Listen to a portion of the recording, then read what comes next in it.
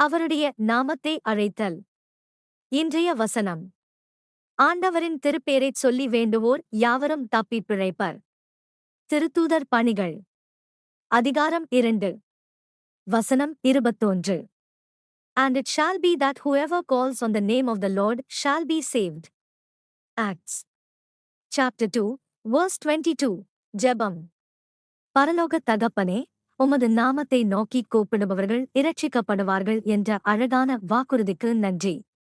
உமது கிருபையே சுதந்திரமாகவும் தாராளமாகவும் வழங்கியதற்கு நன்றி.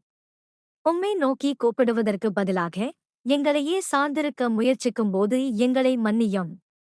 உம்முடைய இரட்சிப்பு வல்லமையை முழுமையாக நம்பி மனத்தாழ்மையுடனும் நம்பிக்கையுடனும் விசுவாசத்துடனும் உம்மை அணுக எங்களுக்கு உதவுங்கள். இந்த வாக்குறுதியின் எளிமையை எங்களுக்கு தினமும் நினைவூட்டுங்கள். உம்மை நோக்கி கூப்பிடும் அனைவரையும் நீர் அன்புடனும் மகிழ்ச்சியுடனும் இரட்சிக்கிறீர். இயேசுவின் இரட்சிப்பு நாமத்தில் நாங்கள் ஜெபிக்கிறோம். ஆமென்.